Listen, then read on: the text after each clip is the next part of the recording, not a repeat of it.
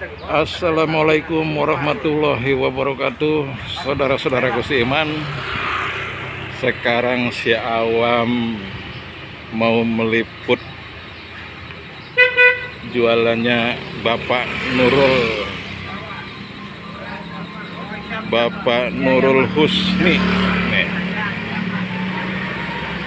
Bapak Nurul Husni ini jualan sarapan. Beliau jualan sarapan lontong sayur. Ya, sedang melayani Bapak Nurul Husni ini, ya, sedang melayani itu pembeli. Dan saudara-saudaraku seiman, perlu diketahui bahwa Bapak Nurul Husni ini biasanya kalau pagi tadi jualannya di depan musola Kisajid yang sedang dibangun itu. Nah, sekarang kalau sudah jam 9 sudah pindah ke sini. Dan yang perlu diketahui juga bahwa beliau ini pernah punya masa lalu yang kelam, punya masa lalu yang hitam.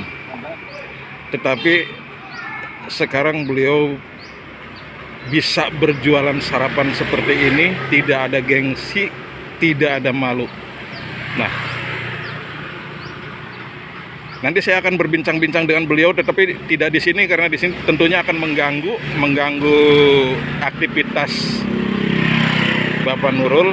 Nanti saya akan bincang-bincang di rumahnya, di rumah beliau atau di rumah, mungkin di rumah saya juga.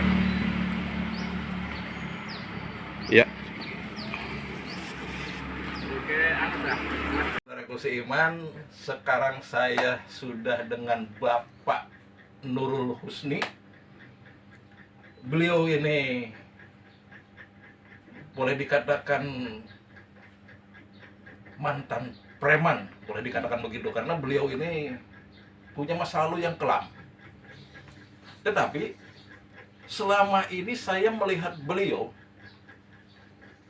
itu sangat rajin sekali sholat berjamaah, sangat menjaga sekali sholat berjamaah dalam keadaan apapun. Saya bukan katanya, saya melihat sendiri, saya mendengar sendiri. Beliau ini dalam keadaan hujan petir, hujan angin, beliau datang ke musola dan beliau adzan. Ini yang menarik buat saya. Padahal beliau mantan preman dan beliau punya masa lalu yang kelam, ya, sama sih seperti saya juga. Nah, sekarang saya mau tanya-tanya dengan beliau. Bagaimana kisahnya bisa-bisanya sangat tertarik sekali dengan menjaga sholat berjamaah. Assalamualaikum Pak Nurul. Waalaikumsalam warahmatullahi wabarakatuh. Alhamdulillah nih bisa bincang-bincang dengan Pak Nurul nih. Pak Nurul, benar nggak sih Pak Nurul nih punya masa lalu yang kelam, dan Pak Nurul nih katanya punya hobi berantem? Itu masa lalu lah, nggak usah disebut-sebut. Oh gitu. Iya. Jadi dalam agama memang nggak boleh ya nyebut masa lalu yang kelam gitu ya. sangat bersahaja sekali. Nah, oke lah kalau emang apa benar kalau nggak berantem sebulan aja rasa gatal-gatal sakit gitu? Pegel-pegel. Oke lah, sekarang saya nanya tentang sholat aja lah. Apa yang menyebabkan Pak Nurul ini begitu menjaga sholat berjamaah? Padahal Pak Nurul kan, Kang Nurul ini dari dari boleh dikatakan dari lembah hitam. Kok bisa gitu? Saya sendiri nggak mampu untuk itu. Dari nol ya. Gimana tuh Kang awalnya, Kang? Ya, awalnya kan sebenarnya saya tahunya dari sabda Rasulullah, sesungguhnya kalau mau lihat sholat, lihatlah aku. Ya, Rasulullah sendiri seorang laki-laki tulen, Ya. dia tidak pernah sholat sendiri. Agak maju. Tidak pernah sholat sendiri tadi, berjamaah. Selalu berjamaah. Berjamaah. Apa salahnya kita sebagai umatnya Nabi besar Muhammad SAW itu mengikuti, Ya. mengikuti berjamaah. Ya. Intinya karena kita umatnya Rasulullah, mengikuti apa yang dilakukan Rasulullah. Rasulullah sallallahu alaihi Nah, wasallam. tetapi yang pertama kali Bapak ini tertarik terodah tobat, terodah insaf pertama kalinya itu karena apa, Pak? Sebenarnya dari dulu ya, dari kecil kita dididik sama orang tua tuh sholat. Oh gitu. Jadi emang pada basic ya? Pada basicnya ada tuh. Sekolah madrasah juga pernah. Ya. Ya, cuman karena ada masa-masa apa namanya tuh, Transisi lah. transisi ya, Transisi, ya. umur sekian belas tahun, Anak muda ya. apalagi pergaulannya. Di Jakarta tuh, Pak. Di sini, Di sini, di di- Indramayu. Saya sampai Tapi sempat di Jakarta kan? sempat pindah di Kerawang, Jakarta, udah kemana-mana lah saya. Oh, Karena gitu. di Indramayu sendiri, maaf, Mm-mm. dicari, Oh, gitu. dicari lah. Iya, iya, iya. Ya, alhamdulillah kita ketemu sama boleh katakan kiai ya. Iya. Saya pernah jaga di di Jakarta itu daerah Mampang. Daerah Mampang Mampang. Perapatan. Mampang Perapatan, ya. ya. Jaga apa tuh, Pak? Jaga security. Security Ya. di bidang di apa bidang perusahaan? ruko buncit. Oh, Mas. ruko, Ya, di ruko. ya. Iya. Terus Ada ketemu. yang menegur, Oh, gitu. Mas udah sholat.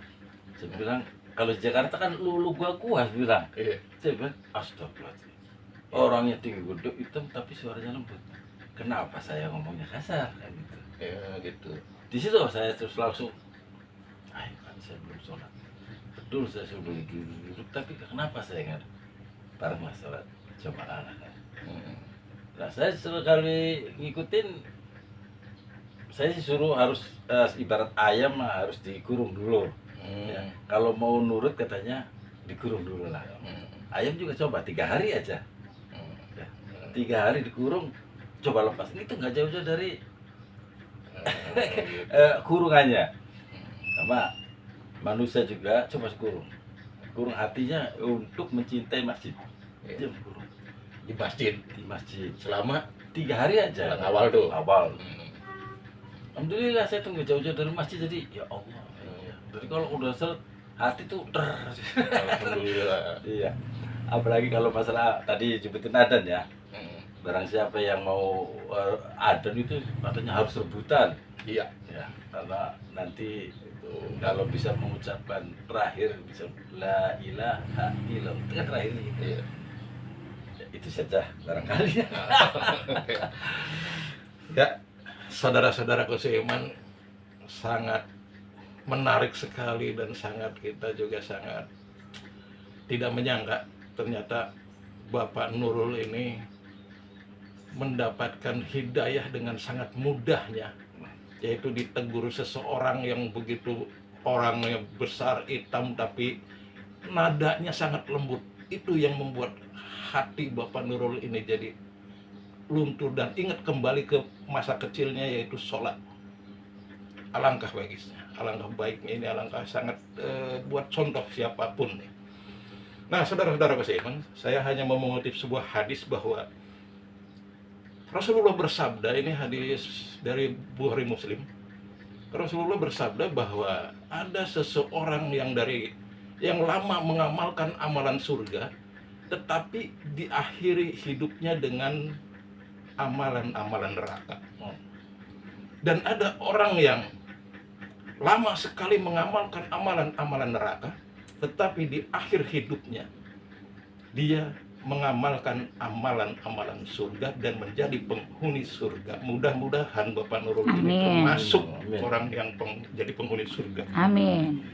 Jadi saya pesan terhadap saudara-saudara saya seiman di mana saja berada, jangan sekali-kali hukumi masa lalu seseorang, jangan sekali-sekali menghakimi masa lalu seseorang, karena perjalanan hidup kita tidak ada yang tahu. Mari kita tengok sejarah ke belakang. Bagaimana sahabat Rasulullah, yaitu sahabat Umar bin Khattab. Beliau preman padang pasir. Beliau punya masa lalu bukan saja kelam, hitam pekat masa lalu beliau. Dan beliau pernah mau membunuh Rasulullah. Tetapi pada akhirnya justru sahabat Umar bin Khattab menjadi orang salah satu sahabat yang sudah dijamin masuk surga tanpa hisab. Bayangkan. Jadi buat saudara-saudara saya di sana di luar yang masih bergelimang, masih bergelut dengan dunia hitam, jangan frustasi dengan rahmat Allah. Karena terbukti, siapa sih kita? Seberapa sih kejahatan kita? Seberapa sih perbuatan maksiat kita kalau dibandingkan dengan sahabat Umar bin Khattab? Tuh sahabat Umar bin Khattab bisa berubah dan pada akhirnya sudah dipastikan sama Rasulullah bahwa dia salah satu sahabat yang dijamin masuk surga tanpa hisab. Dan saudara-saudaraku seiman, yang terakhir, Bapak Nurul ini kan berjualan lontong sayur. Nah, bagaimana tuh Pak? Saya mau nanya lagi tentang awal jualan lontong sayur, terus Jadi lanjutan. ya lanjut. Awalnya kita kerjanya biasanya serabutan ya. Iya. Ya biasa security, biasa kasar-kasar lah. Iya. Karena dia punya anak 4, hampir nikah semua 3. Tinggal satu-satunya juga jauh lagi Jogja. 4-4-nya nggak ada. Nah kita ini berdua akhirnya kesepian. Iya. Istri ngomong bagaimana kalau kita jualan. Kita udah tua nih. Katanya lontong sayur kayaknya nggak ada di Indramayu ini. Ya, gitu. Mungkin di Cirebon lah. Yang awal mulanya lontong sayur penjualnya yang paling tua. Jadi yang paling unik di sini, Iya. penjual lontong sayur yang paling, Paling tua. tua. Dan barangkali insya Allah cobain rasanya Oh. gitu ya. Tapi kalau saya lihat biar tua juga kegantengannya, Ah. ketampanannya masih ada loh. Masih ada ya? Iya. Nah, jadi saudara-saudaraku seiman, sedulur-sedulur dan konco-konco KB, silakan sarapan lontong sayur di tempatnya Bapak Nurul yang jualannya di depan musola yang sedang dibangun, yaitu musola Kisajid, persis di depannya. Dan insya Allah Anda kalau sarapan lontong sayur Bapak Nurul ini insya Allah mendapatkan keberkahan, karena beliau orang yang sangat menjaga sholat 5 waktu berjamaah. Mohon maaf kalau ada kata-kata yang kurang berkenan. Pok ame-ame belalang kesandung batu. Assalamualaikum warahmatullahi wabarakatuh. Waalaikumsalam. Terima kasih Bu Nurul.